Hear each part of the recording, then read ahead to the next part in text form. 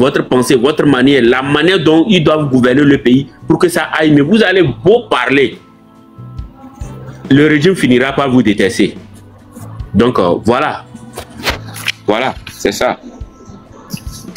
Merci pour les conseils, merci pour ce que vous avez dit. Effectivement, j'avais vu beaucoup de choses qui se sont déroulées ces dernières semaines au niveau de l'Evala et le retour au village, parce que j'ai vu il y a le retour du président avec tout le personnel qui est quand même à Kara actuellement, et j'ai vu ce qu'ils ont présenté comme infrastructure, ce qui se reconstruit, ce qui a été cassé, ce qui se refait, les routes, etc. Tout, on a vu. Et on a vu aussi le marché de là où se passe à Kpema avec tout ce qui va avec. On a vu qu'il y a zéro développement dans ces environnements.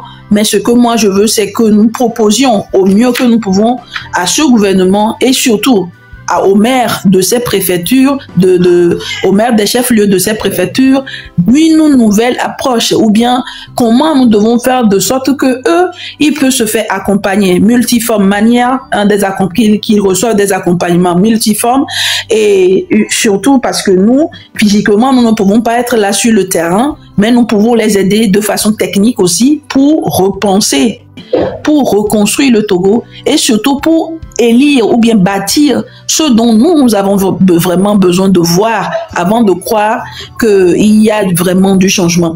Aujourd'hui, ils ne seront peut-être pas là. Vous demandez que ces personnes quittent le pouvoir et qu'il n'y ait plus personne qui doit rester avant qu'on ne reparle de reconstruction, avant qu'on ne reparle de démocratie, etc.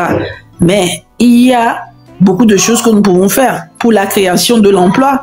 Si nous ne faisons rien, ben les gens seront toujours affamés, les gens seront toujours là-bas à jouer les mendiants et à devenir des traîtres aussi, parce que plus les gens sont affamés et que nous ne créons rien pour ces réformes-là, pour installer la démocratie aussi vite que possible et pour qu'on ait la création de l'emploi dans ces préfectures, eh ben, les jeunes vont toujours aller mendier auprès d'eux et ils vont leur donner de l'argent et après rien ne se déroulera, parce qu'une fois qu'ils auront le ventre plein, ils vont devenir des paresseux, ils vont devenir des bêtes, et on sait très bien que ceux qui ne veulent rien faire vont toujours mendier, et dès qu'on va leur donner des miettes, ils vont se taire, ils vont jamais lutter pour leurs droits. Ouais, et c'est ça le problème du Togo. Oui, donc c'est ça quoi, nous devons tout faire pour que ces gens-là n'ont plus faim. Et si nous devons faire de sorte que les petites choses se refassent pour qu'il y ait plus de zéro développement, pour qu'il y ait un peu de quoi manger. Comme ça, eux, ils ne vont pas tout le temps mendier là où vous ne voulez pas qu'ils soient. Et quand ils vont commencer par se faire nourrir convenablement par les personnes que vous ne voulez plus voir, eh ben, ils ne vont plus vous aider à faire quitter ces personnes-là. C'est ça le danger. Vous dites que non, on va faire sortir les gens d'abord. Mais vous savez que les gens sont bêtes. Et les gens sont bêtes et ce n'est pas de leur faute, c'est parce qu'ils ont faim. Et vous avez vu la bêtise de ces personnes. On leur a dit de marcher parce que personne n'est sorti. Et puis ils sont contents qu'ils ne sont pas sortis. Et parce que, mais après, ils reviennent devant les gens pour leur demander que nous avons fait. Comment tu peux être comme ça? Comment toi-même, on te dit sors pour pouvoir te libérer, pour te donner plus que ce que tu mérites. Tu ne sors pas. Mais quand une fois tu vois les personnes qu'on veut faire partir, ben tu mendies, tu es content, tu les salues, tu es heureux de les voir et puis tu mendies. Comment tu peux mendier au lieu de les ignorer? Ils n'ont pas ignoré toutes ces personnes. Ils sont allés mendier. C'est injuste. Ça veut dire qu'ils sont bêtes et ils ne veulent pas changer. Eux, leur problème, c'est juste manger et puis c'est terminé. Pas faire partie ces personnalités-là. Et la bêtise, c'est un type qui vit et qui crie qu'il a faim, que ça ne suffit pas. Mais dès qu'on lui donne de l'argent, il se tait. Donc c'est à nous alors d'éduquer ce peuple-là autrement, de savoir que ce peuple-là ne peut jamais nous aider puisque nous sommes à l'extérieur. Tu es à l'extérieur. Tu ne peux pas rentrer maintenant pour être maire, pour faire mieux que ce maire. Mais tu veux quand même faire partie de ce maire. Comment tu vas faire? Puisque celui qui va aller faire le boulot, lui, tant qu'il va aller dire là-bas que j'ai faim, on lui donne à manger, il ne va pas sortir demain. Comment tu peux faire ça? Donc c'est pour ça que moi je continue de parler. Oui, tu dis que bon, ils ne vont pas m'écouter, ils vont finir par me détester, etc. Moi je m'en fous de qui me déteste. J'adore la solitude. Je vais rester seul dans mon coin. Mais gare à la bêtise. Et cette bêtise-là, je ne veux pas voir ça dans la tête des plus jeunes qui m'ont dit. Donc c'est ça mon problème. Moi mon problème c'est ça. Je ne veux pas que la bêtise entraîne la folie de ces jeunes gens-là. Toi, tu as faim, on veut te libérer, on veut te donner plus que ça. Au lieu d'ignorer la personne qui t'a ta femme, c'est maintenant tu joues l'homme le plus attentionné, l'enfant le plus attentionné qui va jusqu'à mendier chez cette personne-là. Eh bien, quand il va se lever, il va lui donner de l'argent. Demain, quand tu vas lui dire, va marcher contre lui, il ne va pas marcher. Hein. Il serait heureux que François Zignane-Yansigbe lui ait remis la main et quelques billets. Il serait heureux comme ça. Il serait très très fier de son geste. C'est ça que moi je ne veux pas. Oui, ce que vous avez dit là, vous avez parfaitement raison. Vous savez, lorsque Faure Gnassingbé vient à Kara, tous les chefs cantons, ils reçoivent des millions. Hein. Ils reçoivent des millions. Et quand il finit de prendre les millions, ils vont donner aussi les chefs villages. Les chefs villages aussi vont donner les chefs quartiers. Donc, les chefs quartiers maintenant vont parler à leur peuple.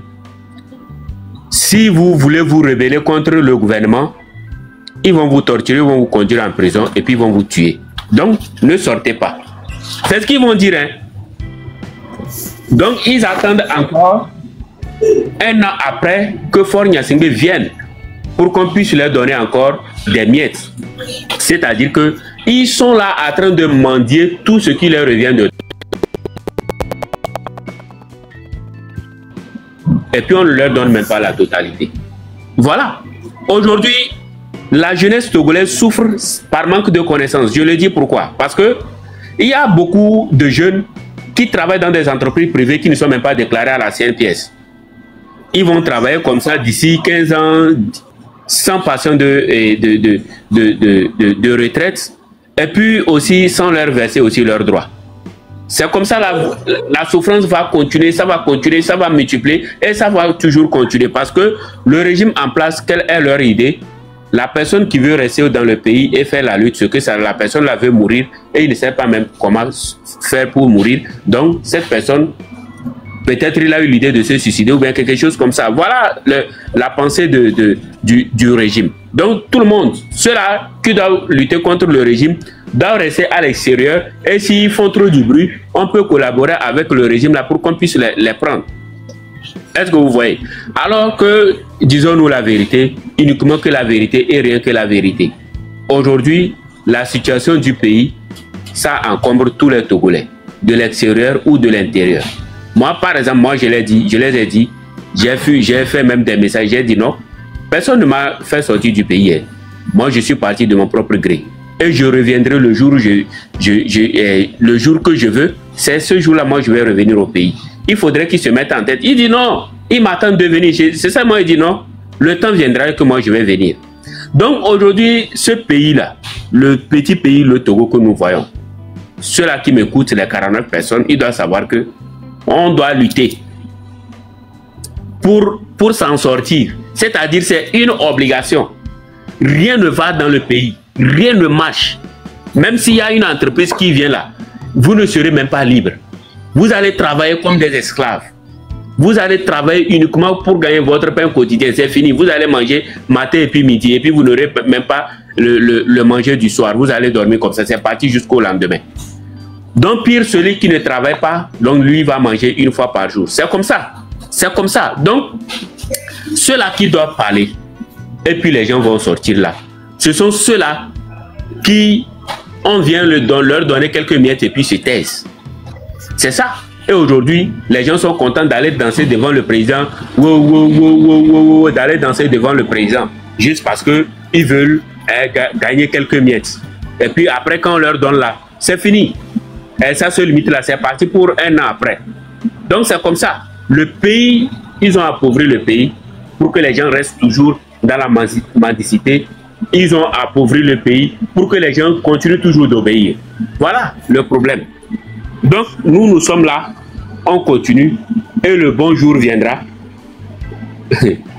où on va dégager le régime là pour une fois de bon. Merci. Merci pour la parole et merci pour ce que vous avez dit. En tout cas, le constat est tellement triste que j'ai bien vu que les personnes qui sont soulevées pour mendier n'ont fait que mettre la honte sur leurs propres parents.